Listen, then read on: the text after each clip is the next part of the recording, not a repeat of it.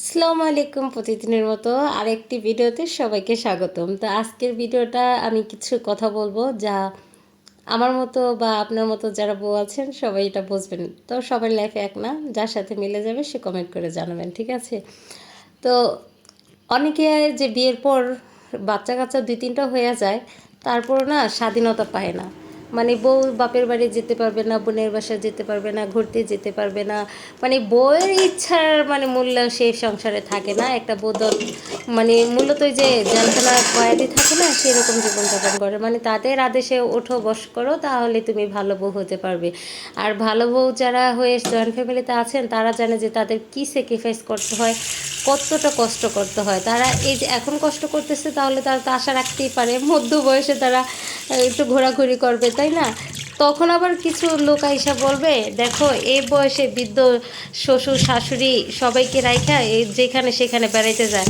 তাদেরকে একটু বলে রাখতে চাই, এখন যারা আছে জয়েন্ট ফ্যামিলিতে তাদেরকে একটু খোঁজখবর রাখেন, তারা এখন দিনগুলো কীভাবে কাটাইতেছে, তাদের ইয়াং বয়সে তারা কতটুকু সুযোগ পাচ্ছে বাইরে ঘুরতে যাওয়া, স্বামীর সাথে টাইম পাস করা, বা তার পছন্দের শপিং করা, বাচ্চা কাচ্চাদের নিয়ে ঘুরতে যাওয়া। কিছুই পাচ্ছে না, তারা অনেক কিছুই স্যাক্রিফাইস করছে, ঠিক আছে?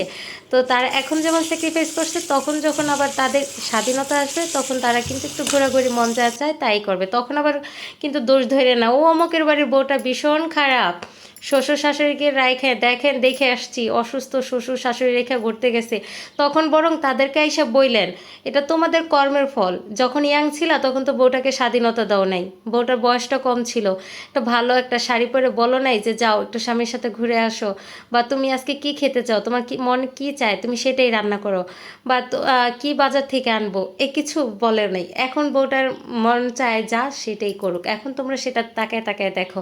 এই উচিত কথা যারা বলতে পারে সেই মানুষদের আমি ভিডিওর মাধ্যমে ইনভাইট করব যে আপনারা সবার সংসারে যদি কুটনামি করতেই চান, আগে তাদের পূর্বে কি হয়েছে সেই খবরগুলো আগে রাখেন, পরবর্তীতে মানুষের মধ্যে ঝগড়া বিবাদ লাগাবেন।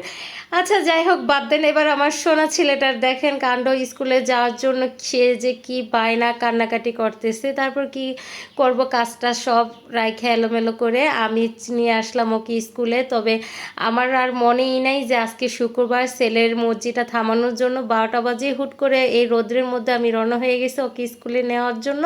তো দেখেন স্কুলে আসার পর দেখে গেট তালা মারা। আমার তো একদমই মনে নাই যে আজকে শুক্রবার।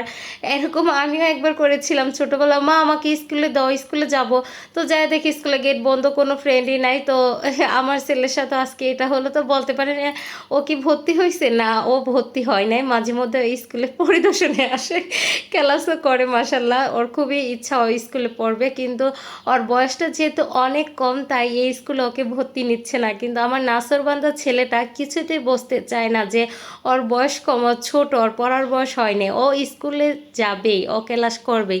বলে আমার ম্যাডাম আছে না, আমাকে তো যেতেই হবে, আমার ম্যাডাম বলছে আমাকে স্কুলে যেতে। কেয়ার করা। তারপর দাদিকে বলে আমাকে টাকা দাও, আমি স্কুলে যাব। তো দাদি আবার টাকা দাদির কাছে ছিল না খুচরা টাকা, তো আমি আবার ওকে টাকা দিয়েছি, কলম দিল, বইটই ব্যাগটা গুছাই দিলাম। পুরো মানে স্কুলের স্টুডেন্টরা যেভাবে আসে আর কি, পরিপূর্ণ হলে তখনই বলবে হ্যাঁ আমি মা আমি ছাত্র। তো যাই হোক, ছাত্র সাজায় ছেলেকে নিয়ে আসলাম, কিন্তু স্কুলটা বন্ধ। পরবর্তীতে আবার বিকালবেলা যেহেতু মন খারাপ করছে, ওর নানা বাসায় একটু ঘুরতে নিয়ে আসছে। এই যে দেখেন আশপাশের ভিউটা কত সুন্দর।